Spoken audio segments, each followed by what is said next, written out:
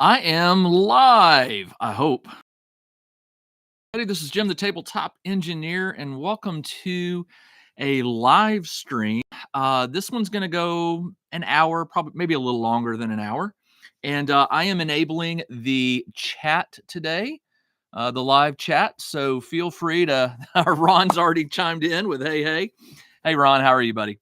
I'm going to give a couple minutes or more to let people get on before we get started. I've got a list of things I want to go over, and then possibly some painting. We'll see, and just catch up with you guys, see what's going on. Ron, your photos from Gary Con made me envious. I am so going to try to go next year. I've put it on the calendar. I'm going to be saving up some money each month to cover the cost, and hopefully I can get there. Knglerxt, Kingler. I'm not sure. I'm mangling it, and I do apologize. Welcome. It is my favorite con now. Well, we'll see. I still love Mythic Con in November, but we will see. I do miss going to a convention that is dedicated to RPGs, which, as I understand it, that's kind of what Gary Con is. But given how much attention Shadow Dark got at Gary Con, we'll see. I think Shadow Dark is just an incredible game, and I want to play it more. And I'm actually thinking about starting another campaign here in Atlanta for some people. I'm just going to open up the table, I think, and let people come and play. I've got some ideas on how I want to run it so that whoever shows up will get to play and won't have to worry about their level and things like that. So we'll see. I bought the book and I'm jealous. I want to get Kelsey to sign mine so bad, but maybe next year. We'll see. Please keep me in the loop. I tend to forget with all these conventions coming when sign up and that stuff is. So I'm hoping that I can get a badge. I know that they say it's harder to get badges now, or at least they run out or something. But I'm more concerned with a hotel room because I don't like to have a travel by car or whatever to a different hotel. I prefer to stay there, but I also hear it's hard to get a room there. So I'm going to give another minute or two, and then we will get started. So if you're out there and you're watching and you feel like doing so, please say hello on the open chat here so I can shout back at you. If you want to lurk, I do it all the time on other streams that I participate in. But we got free silver badges for winning the Legends of. Oh, you lucky dog! So next year you get to go free, or at least your badge is free. Dude, that is cool. You and I will have to talk about the Legends of Wargaming tournament. I may pick your brain about it, or I may get you online and do a little interview session about it for my viewers. Keep that in mind. Well, we dropped. We went up to 5 people, and now we're down to 3. So I don't know what to do here. I'm going to give them one more minute to get on, and then we will get going. So it is. So I was in California most of last week, and I got back to Atlanta. The weather is incredible. It's actually chilly in my workshop. I should have long sleeves on, but outside it's like 75, 76. So it's crazy how the weather keeps changing. But I am ready to open windows and open doors and start letting a breeze come in before it gets super hot, and then my basement gets warm and I have to run fans everywhere. And I haven't even thought about the sound of that. So we'll see. We are upgrading to gold. Absolutely can chat about it. That's cool, man. So yeah, you get the silver. Go ahead and upgrade to gold. Why not? If they'll let you. I that's a moneymaker for them, as I understand it. So, but then again, they can sell the silver. So maybe if they'll let you pay the difference, that would be kind of cool. All right. I think we are going to get started. I have given everybody about 5 minutes who wants to join. So what I have today is some things to share with you, some cool stuff, things I'm playing, things I've picked up. I want to answer any questions you may have. I do have some questions for you guys regarding future live streams and the painting live stream and the live gameplay stream. I've got a whole bunch planned. While I was in California last week, I had a chance to sit down at various times and do some writing, but also just do some pondering. And I came up with a whole bunch of ideas that I want to throw to you. And I figure who better than to ask than the people who show up to my live stream, and they can help me with the future ones. So these aren't in any particular order. Let's just start with the closest. All right. So what you're looking at here are two constructs. These are STL files that I got, and I just went blank. I will try to hunt them down and post a link to them with this video. I won't be able to do it right now, but later I will do it. These were some constructs I found. I believe I bought them on My Mini Factory, pretty sure. But a friend of mine, Brian Swift, who lives in Alabama, he has a 3D printing business. And this is not a paid shill. I'm just telling you that I'm so pleased with the work. Hello, King of the Cheese. Working on my OPR list for the huge amount of Halo figures. Awesome. Glad.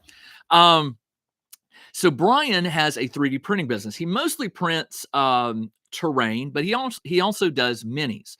Now, I'm not going to throw him under the bus here and say something that I may be wrong about, but I asked Brian if he would be willing to print me some STLs. He does resin printing, and I don't do resin printing because I'm allergic to it. So I reached out to Brian and I said, hey, I've got some minis. Would you mind printing them? And I'll pay you. And I do pay him for his work. He's very fair in his printing and his shipping.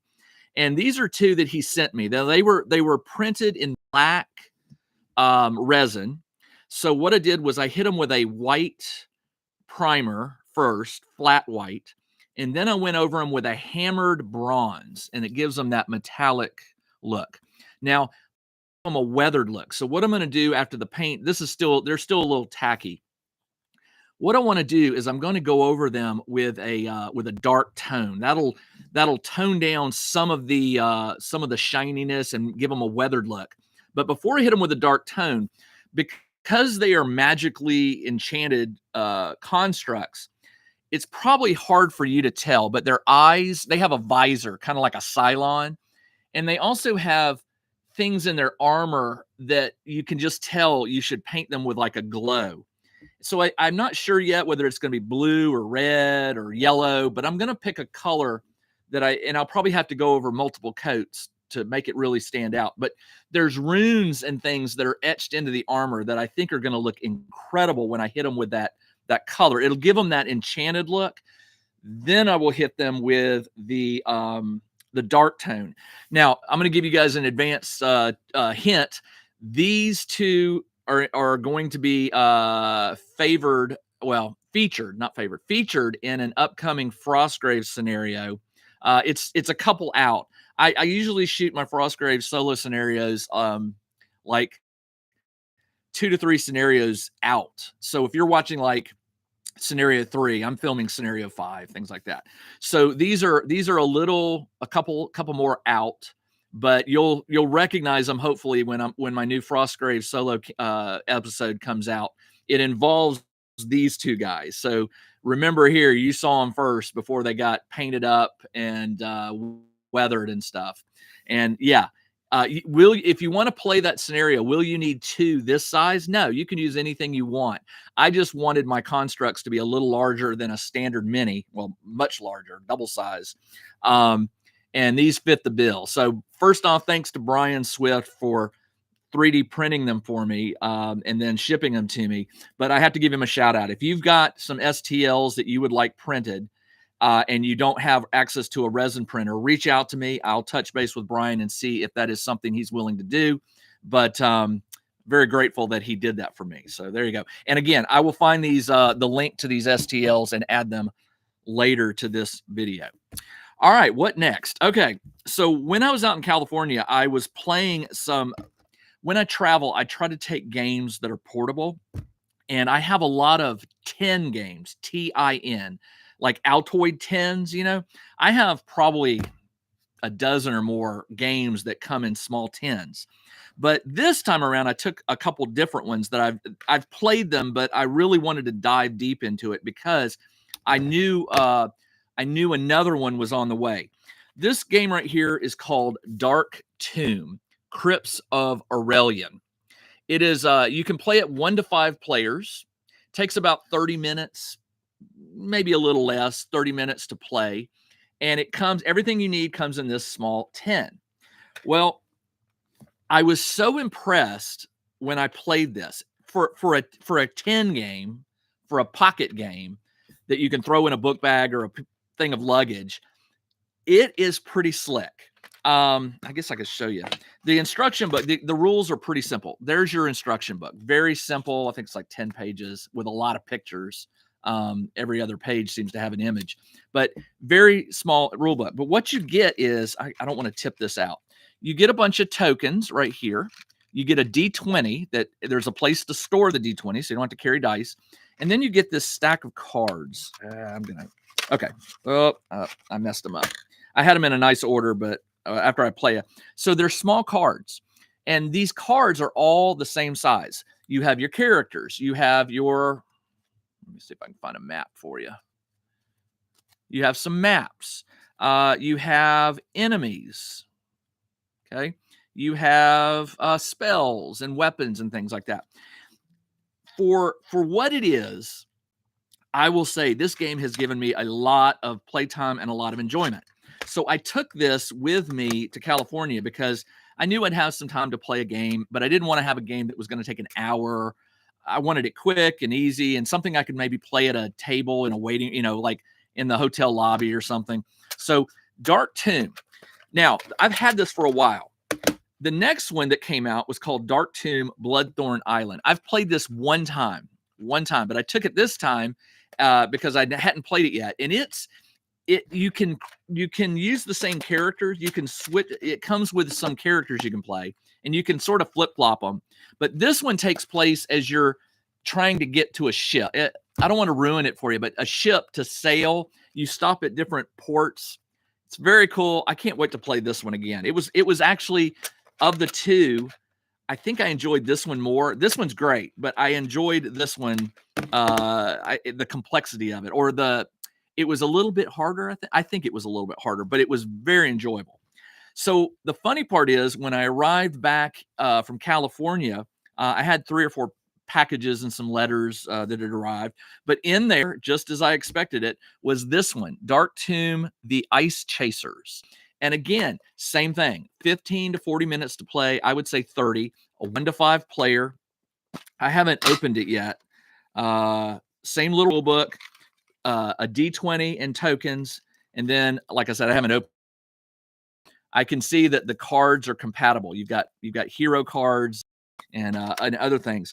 There are some great learn to play videos on the internet, on YouTube, that you can check out. And if you want to see how the game plays, I probably will record. I think what I may do is I may play 1, 2, 3. I may play all of them and record them. Maybe I'll do them live. I don't know. I'll have to think about that. I'm gonna play these and share them on my channel so that you can see.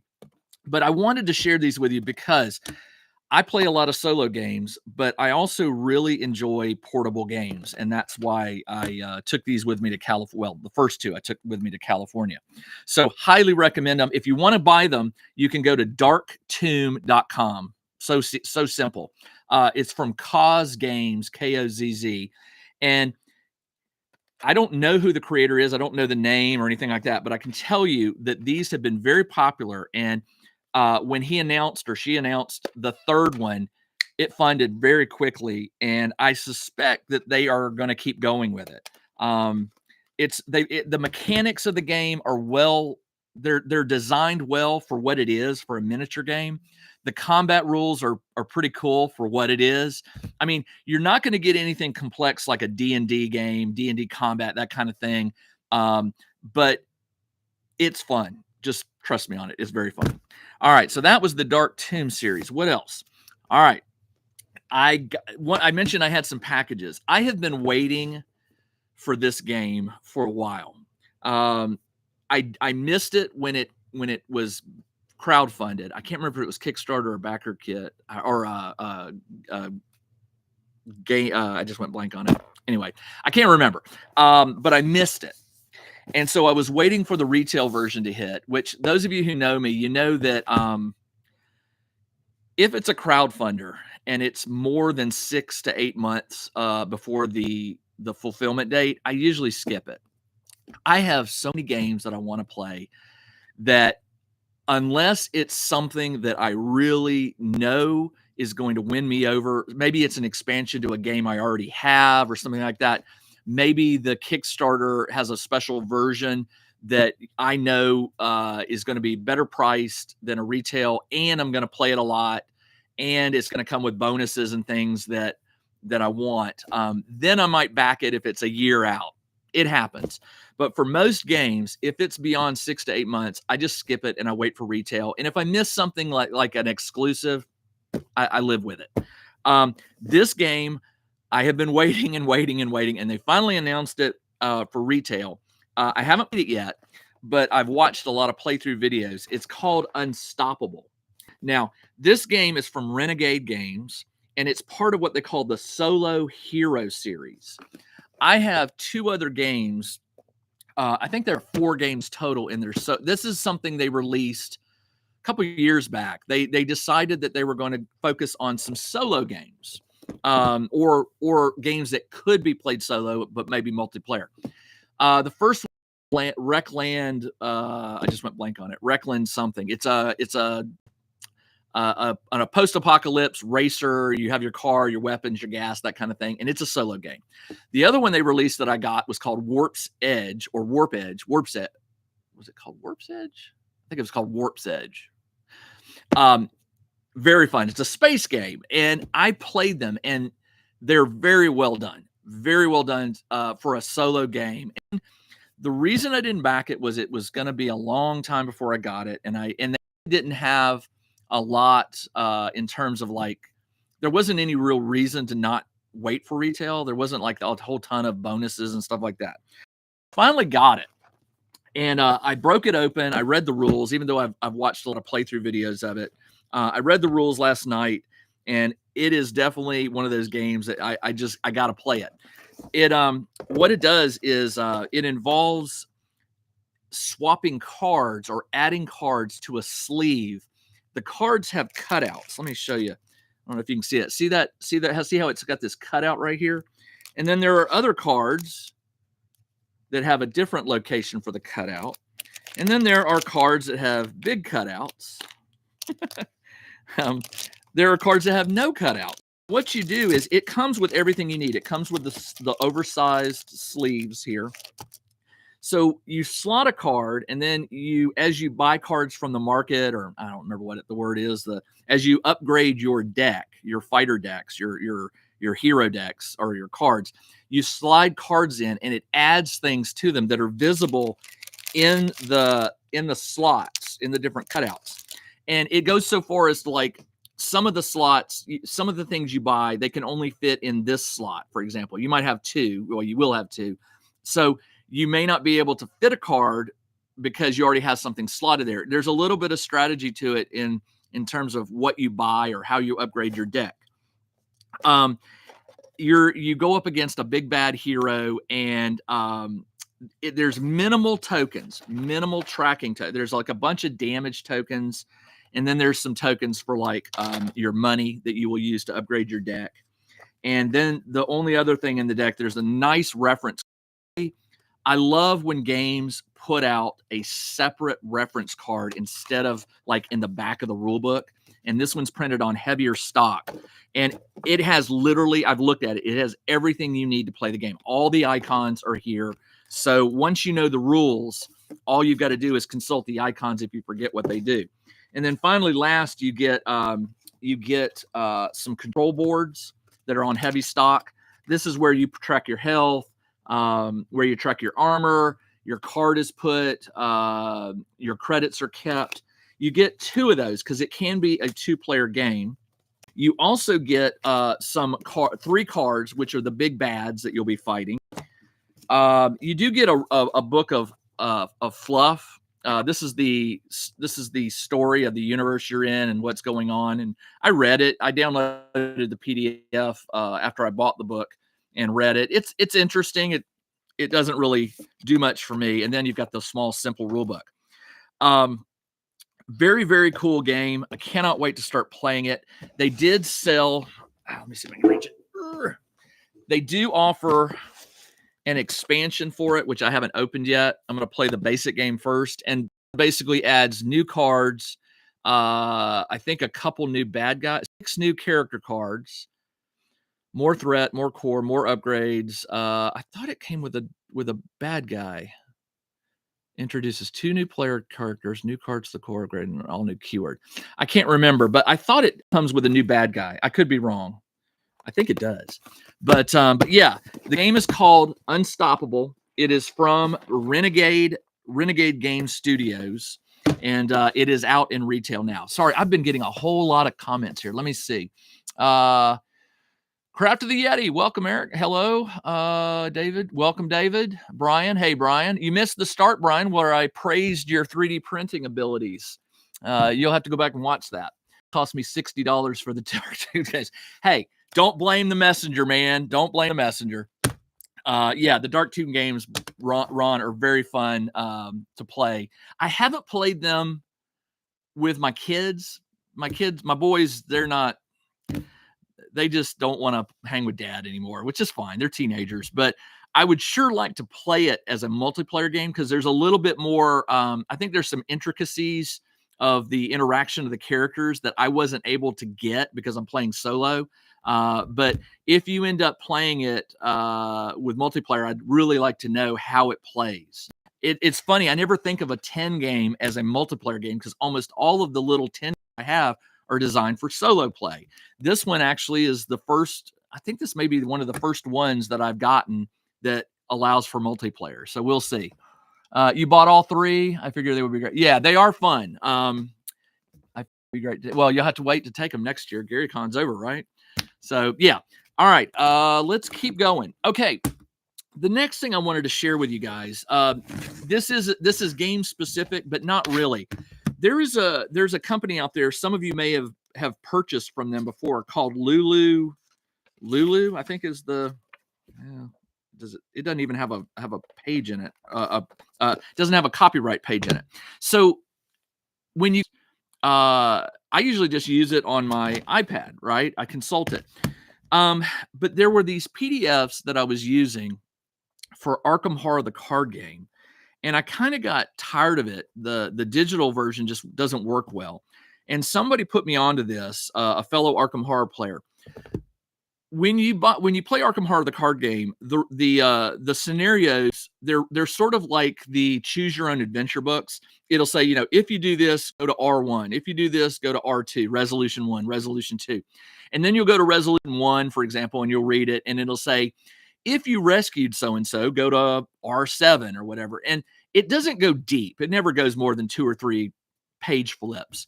But the problem is when you buy the Arkham Horror expansions or the campaigns, they come in this little thin rule book. And frequently when you're reading it, you can't help but glimpse a map or something that is for another episode, right? It's sort of like a spoiler. You have to be very focused when you read these rule books. And I don't have one with me to show you. You have to be very focused to only keep your eyes on what you need, because frequently the things around it, you'll see keywords or things that might trigger a surprise that you get. It's very aggravating, but I get why Fantasy Flight does it. It's expensive to print a rule book with many, many, many pages so that you flip to do it. So these people, and I don't know who did it. I don't know who came up with the idea, but in the Arkham Horror card community, there is this group. What they do is they take these rule books from Fantasy Flight and they convert them into choose your own adventure books. Not that you can play the game through the book. You still play the game with the cards and all that. But what it is they put it in a format that your eyes won't accidentally see a spoiler or whatever. And they go even further than that. After they make it, you can download the file. And Fantasy Flight apparently is cool with this. They have given like they're okay for it. You can download the file and then you can upload it to Lulu. Is it lulu.com or I don't know. Lulu will take PDFs and print them in paperback or hardback versions you choose. And so what I did was the next scenario I'm going to play in Arkham Horror is called The Path to Carcosa. It came with a rule book, and when you read through it, you can see spoilers. This is Lulu's printing of that book, but it's printed in such, now you see there's a lot of blank pages. That's just inevitable. It's so you don't see spoilers. Flip another one.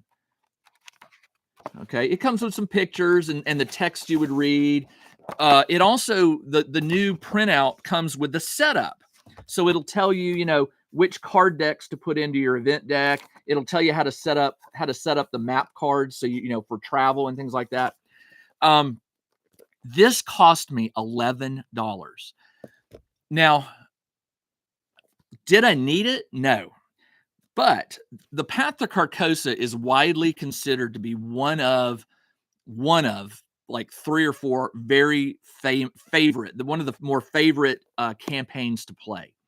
It has a lot of surprises. It has a lot of branches, depending on what you do and how you do. It branches quite a bit. This was a no-brainer for me because I don't want to. I haven't finished The Path to Carcosa. I don't believe I have. I started it and never finished it, but I want to finish it. So ordered it from Lulu. It came in like 2 weeks. It's a little slow. I hear that they can be a little slow in their printing and delivery, but it arrived. And this will be the next campaign after Dunwich Legacy that I'm playing right now. But I share this with you only because I am very impressed with Lulu's print quality and just the quality of the hardbound book. This thing's going to last longer than some of the hardbound books I get from like professional gaming companies. I won't name names, but I have RPG books over there that are hardback that after a while they're falling apart. You open them up and this thing is not. I know enough about book printing and publishing to look at this and know that the spine has been, you can see the glue. You can see the heavy glue. You can see that it is not, it has lead pages on the front and back, which help keep the book. It doesn't help keep it open necessarily, but you can see the gap. See the gap? Let's see. There is a hole. There it is. You can see the hole. It's not going to get damaged like a lot of books do. So, example that I wanted to share with you about the Lulu stuff. May rank run the Atlanta. Oh, if you come to Atlanta, Brian, let me know. We may get a game in or something. Philippe says, yeah, my son lost interest in board games starting in middle school. Yeah, it happens. I don't, I get it. I don't get upset. My boys, one day, maybe they'll come back and say, hey, Dad, let's play a game or two and stuff like that. All right, I've got just a couple more things to share with you, and then we will open it up to discussion, and I may do some painting. All right. When I play a game, a lot of you know I have a laser business. When I play a game, if it's a game I really, really enjoy, that I know that I'm going to dedicate half an hour to an hour a week to play this game, a lot of times what I will do is I will create something. I used to do it before I got the laser, I used to do it in foam, or I would do it in cardboard. But once I got the laser, wood became my go-to. I will make things, game aids that help me with a game. And so some of the ones you may have seen, I play a game called 2D6 Dungeon. I have a game board for it that it holds my dice, which tracks my health, my level. It tracks my armor, and it has it has a cutout on one side where I can put a piece of 8.5 by 11 paper for drawing up. It has slots at the top for holding cards so they can hold upright so I can see them. My general philosophy about creating things like that is I create them to help me manage my game, to keep me organized, because when you play as many games as I do, you make errors, and I make a lot of errors. I know people get aggravated with my videos because a lot of times I make errors. I just play the game and I move on. If I make an error and I discover it, I'm like, okay, well, I'll just keep playing and I'll incorporate that. But what I have found is that when I really enjoy a game, I will try to create something for it. Now, I don't do it just for the heck of it. I do it only if it's warranted. Some solo games I play, like Dark Tomb, there's no reason to create a dedicated board for it or whatever. The game is cards, like you place them down and you roll the die, and there's not a lot to manage. But for some games I play, there's a lot going on. And I used to keep track of a lot of stuff using my iPad and the pencil, right? Um, writing on the screen and stuff like that, scratching things out, erasing, stuff like that. But even that sometimes is sluggish and it doesn't allow me to keep playing. So what I have done is I've created my own custom boards, and usually when I make a video, the board, if it's a game that has a board, the board will be visible. And so people will say, "Hey, can I get one of those?" Normally when I make a board, I don't intend to sell it. I just make it for my own benefit. It's only when someone expresses interest that I go, "Well, okay." Because I have a lot of boards I've made that I've never sold on my Etsy shop, mainly because they're just games that I play. I know very few people play them. But every now and then I play a game that the video is watched by a lot of people, and I get emails saying, "Hey, I'd like to get one of those." Sometimes I make a board and I know this is just for me. I don't go fancy with it. I design it just with the basics of what I need. I don't care necessarily about the size of it or the the mechanics of how it works and things like that. So recently I made a board. It's for a game called 2D6 Realm. It's like 2D6 Dungeon, but it takes place above ground instead of in the dungeon. 2D6 Realm is a very cool game. I love playing it, but there's a lot going on. In a turn, there's like 6 rounds in a turn. Every 6 rounds or every turn that ends a month, you increase a month. Every 12 months, there's a year. And there's things you do when you hit the month, when you hit the year. There's things to do during those 6 rounds that can only be done one time. And so when I was playing the game, I quickly realized that, like, for instance, one of the things you do is you can go to town once per turn. Well, in one game or in one turn, I went to town twice. And it was because I was like, did I go to town already? I thought I went to town in the previous turn. And I'm like, yeah, I went to town in the previous turn. No, I went to town in the same turn. So it quickly became obvious to me that I needed a way to help me stay focused on the order of my turns, the month, the year, and when you roll for certain events. So I created this. It's hideous. Don't hate me for it. It's ugly. It's got the laser burns on it. The text is horrible. I created this, and you can see some of the burns and things like that. It used these holes, and I don't have any with me, but I used these square cubes. And basically, I have the list of actions here, and then I would put a cube in to remind me I already did this. Now, some of these can be done multiple times, and some can only be done once. So I wrote there once per turn, once per turn. And this will help me, and it has helped me because I've been playing the game with it. When I put a cube in here, I know that I've done it this turn, right? I can't do it again. And then it reminds me when you finish the turn, there's an arrow here, increase the month. And when you hit 12 months, you increase the year, which I track with D10s down here. And then these things are things you do at the end of the month. You check for income, you pay your taxes and things like that. It's a micromanaged game, but it's very fun. Trust me, if this doesn't sound fun to you, I'm sorry, but it is very fun. I made this and I was using it in one of my top-down videos for a game, for a game of 2D6 Realm. And somebody on Facebook. I had posted a link to the video on the 2D6 Realm Facebook group. And, it got some likes and things like that. But then somebody posted and said, "Hey, I want one of your boards." I thought they were talking about the 2D6 dungeon board. And I said, "Yeah, it's available on my website." And he said, No, not that one. The one you showed. Well, this thing is a monster. I mean, it's big. It's big. To ship this is silly. It wasn't well thought out when I designed it.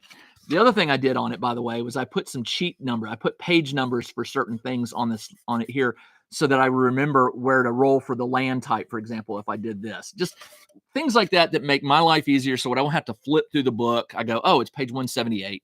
There you go. So I put it on there, and somebody literally like a week later said, hey, I want one of those.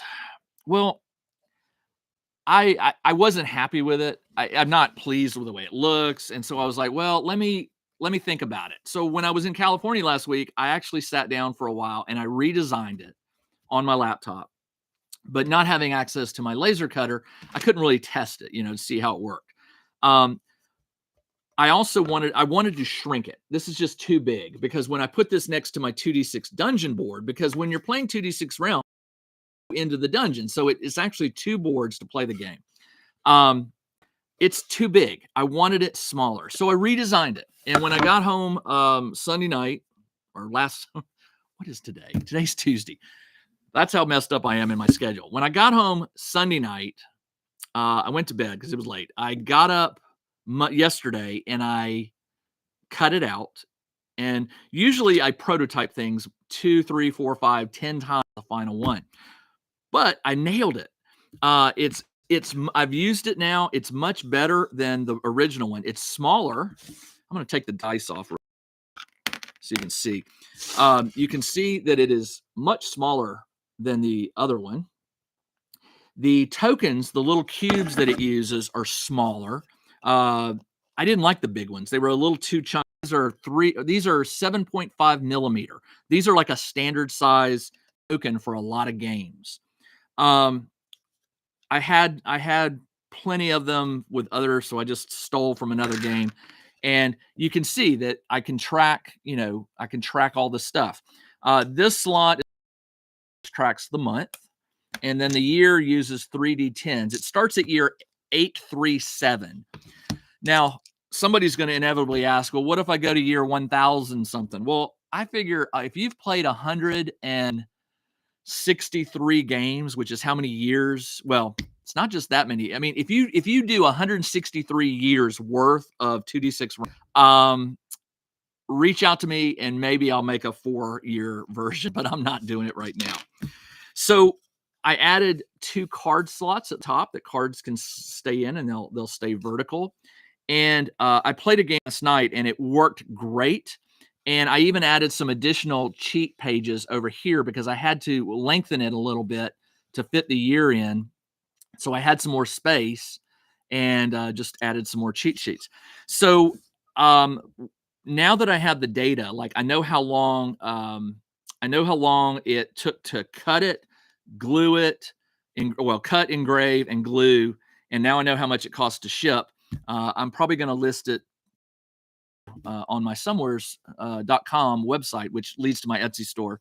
And then people can buy it if they want it. If I sell 5, great. If I sell 500, great. But I don't know. I originally made it just for me. I have no idea if it'll be in any way popular, but just figured you might be interested in how you take an idea and make it real. I've got others. You may be playing some games that you think it would be nice to have like a dashboard. I call these dashboards.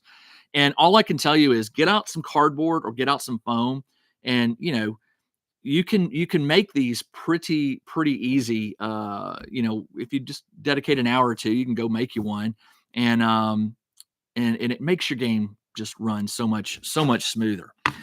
Let's see. Going to enter. No problem, David. Hi, Tyler. How you doing, buddy? It's good to talk to you. Tyler and Ron are on here. This reminds me. I want to ask you guys. I used to do a live miniature painting session on Wednesday nights. Was it Wednesday night? Wednesday nights. Wednesday nights are not going to work anymore. I don't want to go into a lot of detail, but my wife and I have a phone call every Wednesday night at about the time that my live painting session would be doing, that we can't miss this call. It's with my son who's out in California right now. So when it is out, the call usually lasts an hour and a half to 2 hours, and I'm really not going to be in the mood to to do painting on Wednesday night. So what I was thinking is I might run it by you guys. Now, the live painting session is a chat. It's a live stream, but it's painting minis. Most of the guys who join me, and there's some ladies on there, talk and paint minis, and we talk through the chat. Well, no, we do it on Zoom. We do it on Zoom, and I have got to see what's involved in recording those sessions. I'd like to record them and then upload them for my members to watch at a. But in the meantime, until I can figure that out, Discord, maybe I'll do it on Discord. That's not a bad idea. I was doing it on Zoom. Wasn't I doing it? Wait a minute. Was I doing it on? No, I was doing it on Discord. I'm so sorry. You guys are, I'm telling you, I am sleep deprived right now. I got on California time, which I shouldn't have, but it was inevitable. And I am still a little loopy from my travels. So yes, it was on Discord. And I think Discord will let me record it. So then I will be able to upload it. But let me ask you guys, if you had a choice, I could do the live painting session on Tuesday nights.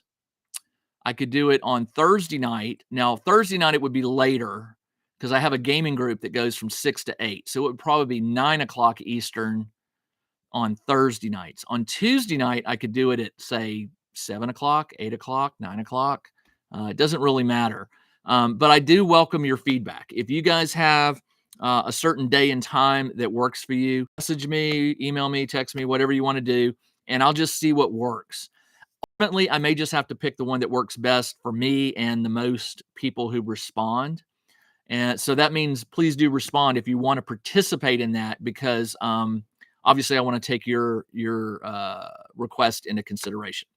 Now, for the live streams, I normally do those during the business day. I do those during the business day for a reason. I'm in the basement and I have access to my paints, my laser cutter, my games, my other tools, printers, things like that. So I still prefer to do live streams during the business day. But if that is a problem for a lot of people, I may have to move it to evenings or even weekends. Maybe what I'll do is one during the weekday, like now, and maybe I'll do another live, because I want to do 2 a week. My goal is to do 2 live streams a week. And maybe I'll do one during the day and one in the evening. I just have to see. The problem I have, and it's not really a problem, it's just fact of life, is I have kids, I have a wife, and sometimes things come up. Something comes up, you can't make a live stream. So as much as I would like to make a permanent schedule and say every live stream is going to be on Monday at 1:30 or Tuesday at 1:30, Tuesday at 1:30 is the one that I'm trying to lock in. I think this one's going to become a pretty solid one. Tuesday is just a perfect day for me. I'm in the workshop, and 1:30 works because sometimes I go out to lunch with a friend on Tuesdays and Thursdays, and this would allow me time to get back and set up. So feel free to email me offline and let me know your thoughts. I see a lot of you are going, either works for me, Tuesday works for me, whenever, I'm easy. I wouldn't mind joining when I can, but it all depends on what my kiddos have going. Yeah, I mean, I think most of my viewers are, well, I can't generalize. I hate to generalize. I think a lot of my viewers are parents, dads, moms, and we all understand that you have things happen. I try to do things during the weekday because during the school's in session, it's more predictable, because I know my son, for example, is in school right now. He's not going to come blaring in. And when he gets home, I can focus on him for a little while. So definitely the Tuesday at 1:30 is going to be a regular session. I'm going to lock this one in. I will still to schedule it so that if you're following my channel, it will tell you that there is a scheduled live stream. I don't have Patreon anymore to announce it there. I will try to remember to announce it on my Tabletop Engineer Facebook group. And maybe I'll get more involved in the Discord and do it there as well. But I want to make sure y'all get noticed. But I'm going to go ahead and tell you that Tuesday, Eastern, like I'm doing right now, that is going to be that's going to be a locked in one for now. In the summer when school's out, maybe I'll change it, but probably not because it's just an easy time. Philippe says, I am a new viewer. Welcome, Philippe. I'm glad to have you here. I think you said earlier about your kids not playing games anymore, but new viewer, glad to have you. All right. That is all I had for, oh, I got one more thing behind me. I got to move it. So someone asked me, was it in a live stream or was it an email? I think it was an email. Somebody emailed me. It was an email. Somebody emailed me and asked me, I was painting in some previous live streams. I was painting up some frozen terrain for my Frostgrave game. And they asked me if I do any other styles or whatever. And I do. I mean, I don't paint everything with the frost, blue and ice and stuff like that. And they asked me if I could make a video about how I paint 3D printed terrain. I probably will do that, but I figure I'll just show you right now because it's really, really easy to show you this. What I do is my whole, the paint is still a little wet. My whole philosophy with painting terrain is get it to the table. I am not going to be entering my terrain in any kind of contests at conventions. I'm not going for like ultra realistic, like on the door lock. Like, I mean, I'm not kidding. I've seen painters out there that go crazy with their terrain and I admire it. And I think it's awesome, but it's not me. I would prefer to just get my terrain painted as fast as possible so it looks good. Doesn't have to look great, but looks good, and get it to the. Here is one of the cheats that I've been using now for probably 6 months or more when I paint terrain. So I print it out, and I prefer to print it out in gray, but sometimes it depends on what filament I buy and the price. And so sometimes I print it out in white, sometimes I print it out in black, but typically it's white, black, or gray. I don't do a lot of printing in blues and reds and things like that because I know I'm going to paint it, and those colors tend to cost a little bit more per roll. If you just get basic black, white, or gray, you usually get the best price on filament. Ron says, been there, done that. Yeah. So here's how I do it. After I print it, I prime it in flat white. I do it in flat white because no matter what color I apply to white, it's usually more vibrant than black. If you prime it in black and then use acrylics or anything to paint over black, usually it takes a lot of coats to get the color built up. So go with white. That's just my opinion. But after I do it in white, I look at the terrain and I say, what is the primary color of this piece, or what is the what is going to be underneath that's going to be hard to get to. As an example, here is a roof. You will see that I paint brown. Now, this roof is not going to have a brown, so wet. The roof is not going to have a brown, it's not going to be brown. It's going to be painted a color. Give me 1 second to show you what I mean.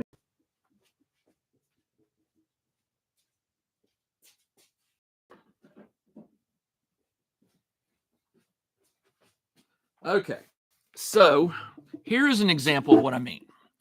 This is just,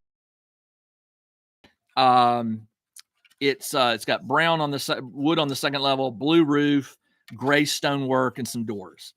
What I do is this roof, the tile work on the roof is there's no damaged tiles. It's perfect. So I knew that it was just paint it blue, weather it, and done.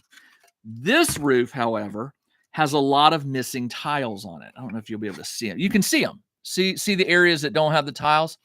Now, what I could do, I could have painted all of this the color of the roof. For example, I could have painted it blue and then used acrylics to go in and paint the brown wood second. But it's going to be easier because there's wood on the sides here as well, wood. So what's going to be, and where the tiles are missing, it exposes the wood underneath. So that's why I hit it with brown. Now you'll notice I hit the stone chimney. That will have to be painted by hand, stone color. But I won't have to worry about getting the brown that is exposed from the missing tiles. I also won't have to paint the brown wood on the sides and the windows and things like that. All I'm going to have to paint here by hand is the tiles.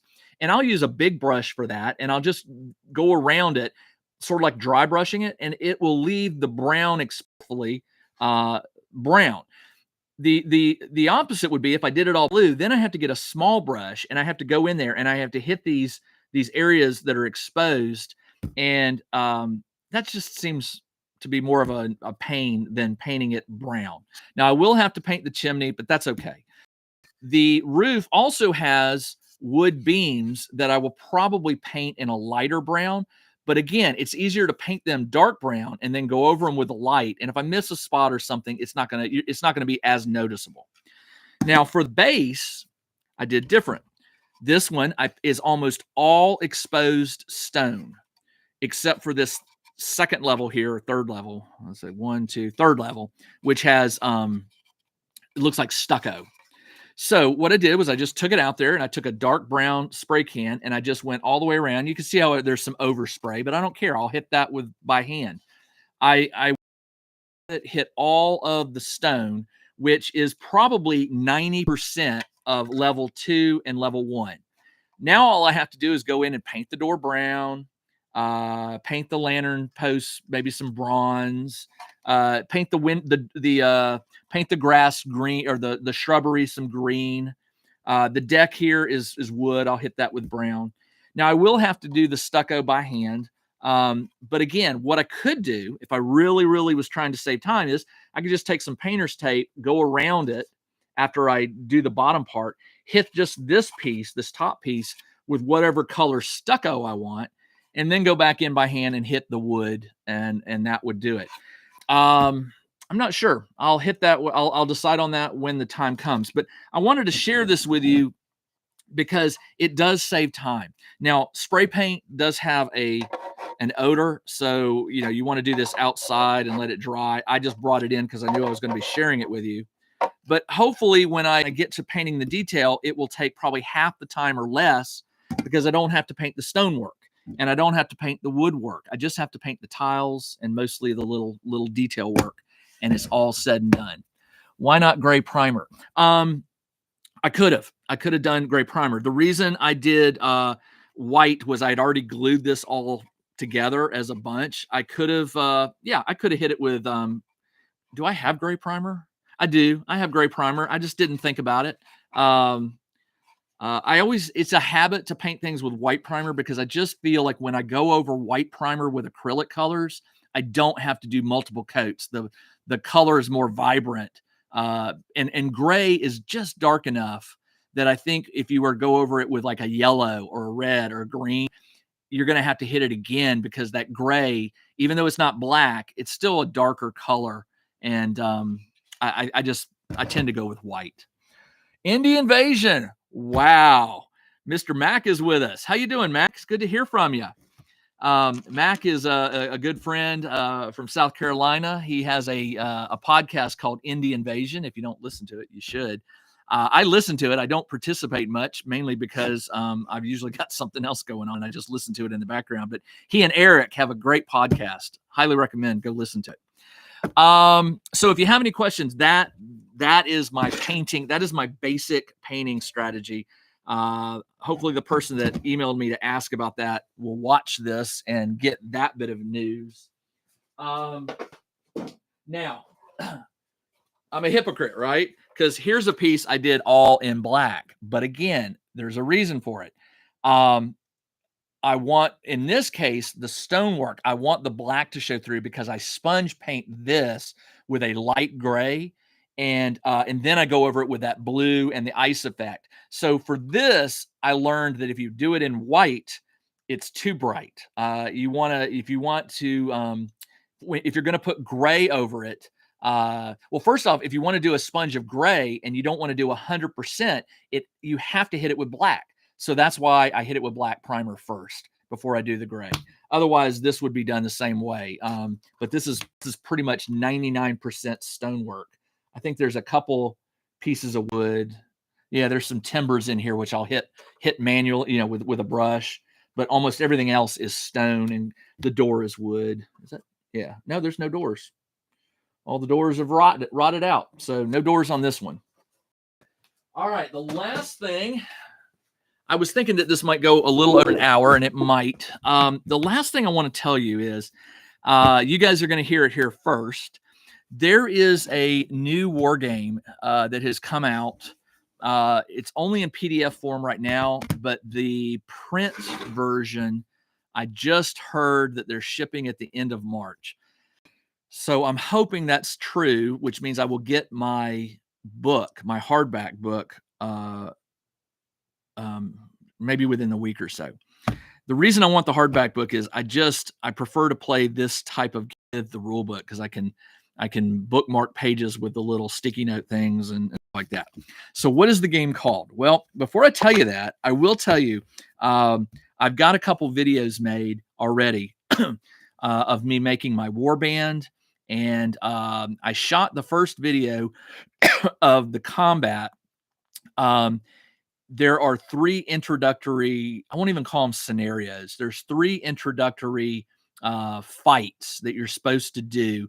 And it's to teach you the basic rules, how things work, how the different soldier types work and stuff like that. And there's also a reward. If you play through, I mean, you can lie and say you did it, but the rule book says, if you play through all 3 of these, you get rewarded these 2 points, which can be applied later in the game. So I was like, yeah, I'll go ahead and play them, because even though I know the rules and I know how the game plays, I know the mechanics, I was like, yeah, let's play it just to see how it goes. So I'm telling you all this because probably next week is when I'm going to start releasing my videos. The game is called Forgotten Ruin, the adventure war game. It is based on the 5X series, 5 leagues, 5 parsecs. Are there any more? I think that's it. 5 parsecs and 5 leagues. This one is called it's called Forgotten Ruin. You may notice there's a castle in the background. There are some I think they're bats flying around. But the soldier in the front who is holding a torch also has a combat helmet with a night scope, and he's military. This is a game that combines modern warfare with fantasy. The story is that this platoon, or not platoon, this what's the bigger one? It goes platoon, brigade. Is it brigade? What's the biggest one? Company? I can't remember which is bigger. Some of you military guys, ex-military guys can tell me. But the idea is that there was this experiment that went wrong. Company, that was it. Company, thank you. And this company gets transported to this fantasy world, dragons, orcs, all that stuff. And they don't know how to get back. And it's a company, so there's lots of weapons and lots of ammo and grenades and things like that.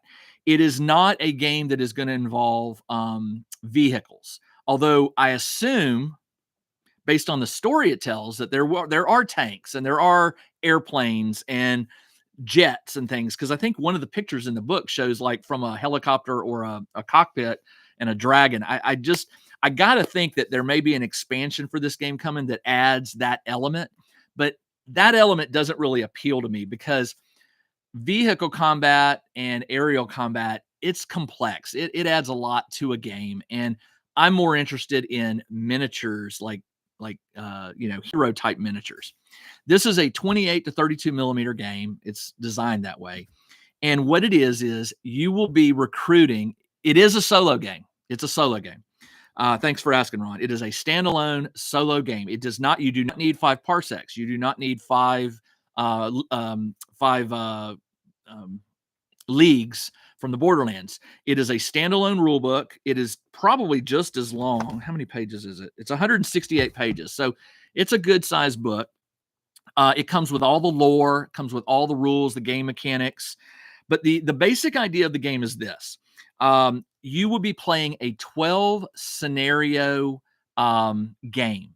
It tells a story from start to finish. The 13th scenario, when you finish the 12th scenario, the 13th scenario is where your heroes go up against the big boss. There's a big boss that you will meet.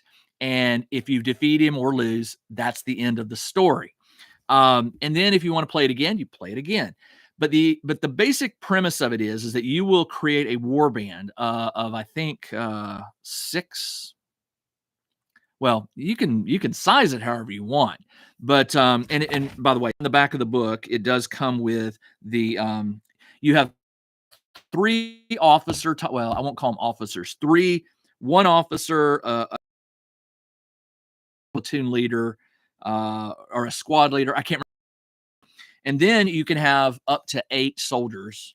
So if you don't have to take the officers or the sergeants into battle. They sort of are kept out, and you can put them in for certain scenarios where you feel you need their extra boost of power or whatever.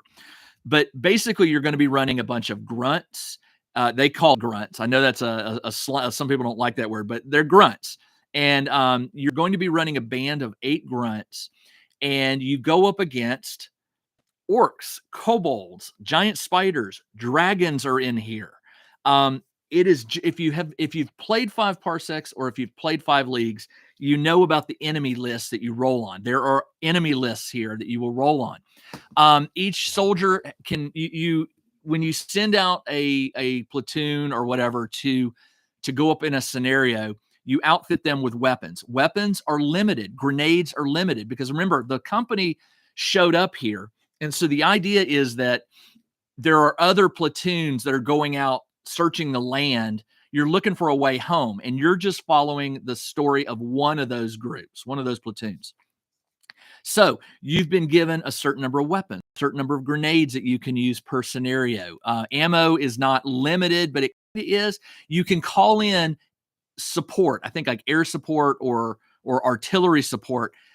At certain times you can call it in. It's sort of like it just happens out there, and then you call it in, and it's pretty cool. I read the rule book almost in one setting. I was like blown away by I know that there are games out there that have this fantasy element with modern weaponry, but I've not played any of them, and this will be the first one I've played, and I think it's just a really cool merging of modern weaponry, modern miniatures with fantasy miniatures, which I have a lot of. I have soldier minis, and I have plenty of fantasy minis. So I don't think I will be having any problem with that.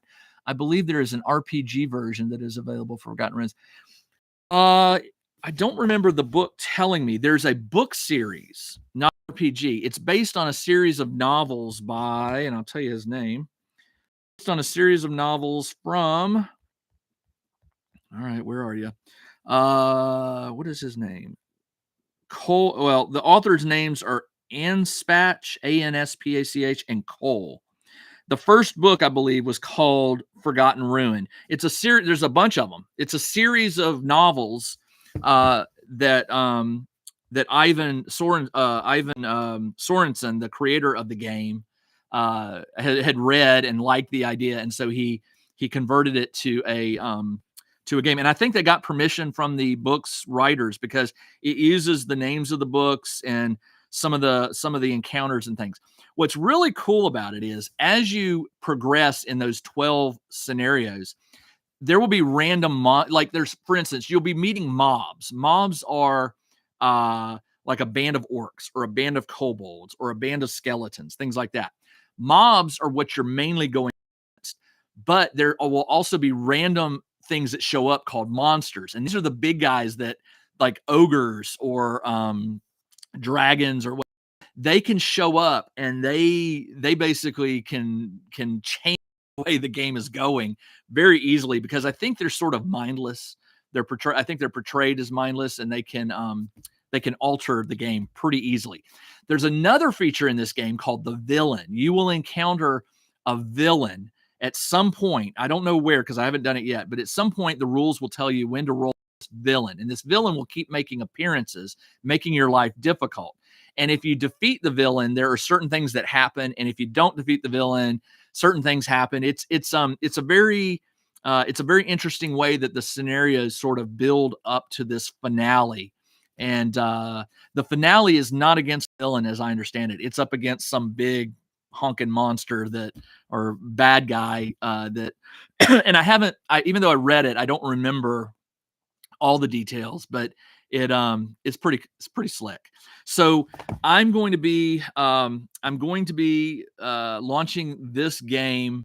I think I can do it. And I think I've got enough shot. I try to get us videos made so that I can coast a week if something comes up like travel or something like that. But I think I've got enough of them shot now that I can start releasing them next week. I got to figure out what day, because for those of you who are members, I am going to release a monthly schedule of which videos are scheduled to be released on what days.